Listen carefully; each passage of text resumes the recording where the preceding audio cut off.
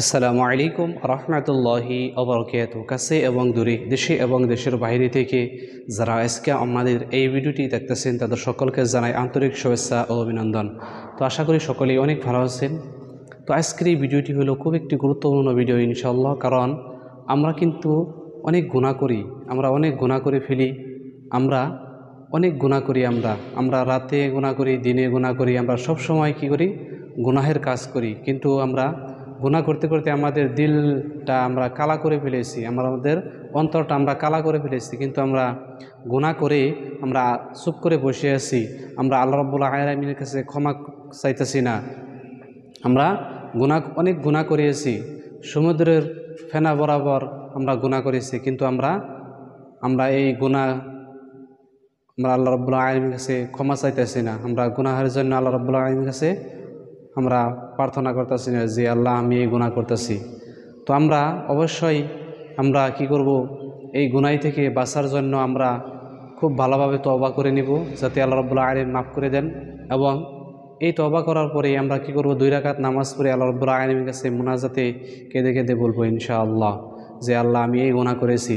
তো আজকের ভিডিওটিতে আপনাদেরকে তাওবার নামাজ আপনারা কিভাবে আদায় করবেন, 2 রাকাত তাওবার নামাজ কিভাবে আপনারা সম্পূর্ণভাবে আদায় করবেন ইনশাআল্লাহ এই ভিডিওটিতে শেখাবার চেষ্টা করব। তো এই তাওবার নামাজ খুব গুরুত্বপূর্ণ নামাজ, কারণ আমরা অনেক গুনাহ করি কিন্তু আমরা আল্লাহ রাব্বুল আলামিনের কাছে বলি না। তো এই নামাজটা আমরা আদায় করি আল্লাহ রাব্বুল আলামিনের কাছে, আমরা আমাদের মনের যত গুনাহ আছে আমরা সকল আল্লাহ রাব্বুল আলামিনের কাছে বলবো ইনশাআল্লাহ। তো তাওবা করবেন এইভাবে, বেশি বেশি আস্তাগফার পড়বেন। আস্তাগফার পরে আমরা তবে তাওবা করার জন্য 3টি শর্ত রয়েছে। একমাত্র আল্লাহ রাব্বুল আলামিনকে সন্তুষ্টি করার জন্য তওবা করতে হবে। 1 নম্বরে আল্লাহ রাব্বুল আলামিনকে সন্তুষ্টি করার জন্য তওবা করতে হবে। 2 নম্বরে কৃত গুনাহের জন্য অনুতপ্ত হতে হবে। এবং 3 নম্বরে পুনরায় আর সে গুনাহে জড়িত না হওয়ার প্রতিজ্ঞা করতে হবে।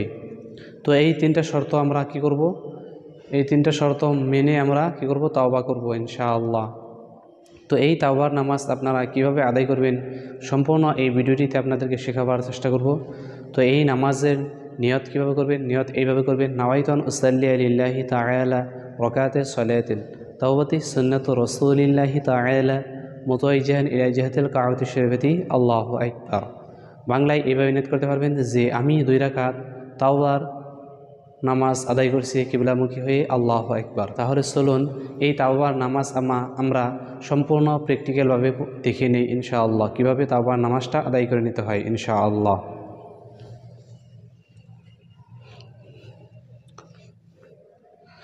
আল্লাহু আকবার। সুবহানাকা আল্লাহুম্মা ওয়া বিহামদিকা ওয়া তাবারাকা ইসমুকা ওয়া তাআলা জাদ্দুকা ওয়া লা ইলাহা গায়রুক। أعوذ بالله من الشيطان الرجيم. بسم الله الرحمن الرحيم. الحمد لله رب العالمين الرحمن الرحيم مالك يوم الدين إياك نعبد وإياك نستعين اهدنا الصراط المستقيم صراط الذين أنعمت عليهم غير المغضوب عليهم ولا الضالين آمين. بسم الله الرحمن الرحيم.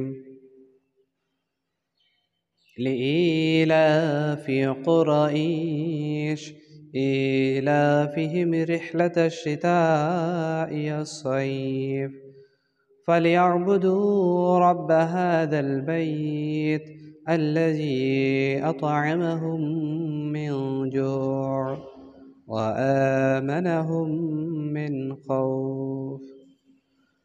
الله أكبر. سبحان ربي العظيم سبحان ربي العظيم سبحان ربي العظيم سمع الله لمن حمده ربنا ولك الحمد. الله أكبر. سبحان ربي الأعلى سبحان ربي الأعلى سبحان ربي الأعلى. الله أكبر. اللهم اغفر لي وارحمني واهدني وعافني ارزقني. الله أكبر. سبحان ربي الأعلى. سبحان ربي الأعلى.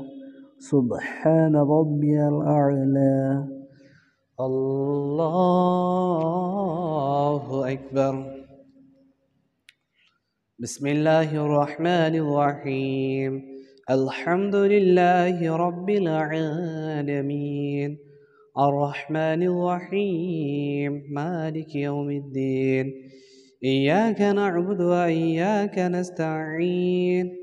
اهدنا الصراط المستقيم صراط الذين أنعمت عليهم غير المغضوب عليهم ولا الضالين.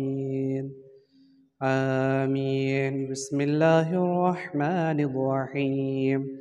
قل هو الله أحد الله الصمد لم يلد ولم يولد ولم يكن له كفوا أحد. الله أكبر.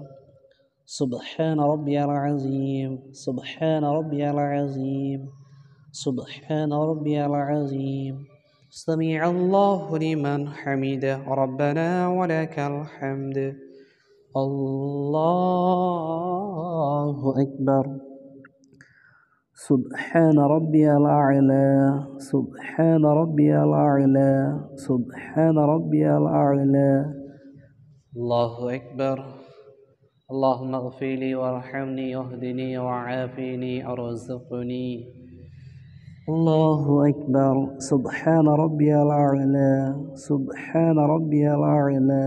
سبحان ربي الأعلى. الله أكبر. التحيات لله الصلوات والطيبات والسلام عليك أيها النبي ورحمة الله وبركاته. السلام علينا وعلى عباد الله الصالحين. أشهد أن لا إله إلا الله وأشهد أن محمدا عبده ورسوله. اللهم صل على محمد وعلى آل محمد كما صليت على إبراهيم وعلى آل إبراهيم إنك حميد مجيد. اللهم بارك على محمد وعلى آل محمد كما باركت على إبراهيم وعلى آل إبراهيم إنك حميد مجيد. اللهم إني ظلمت نفسي ظلما كثيرا ولا يغفر الذنوب إلا أنت فاغفر لي مغفرة من عندك وارحمني إنك أنت الغفور الرحيم. السلام عليكم ورحمة الله. السلام عليكم ورحمة الله.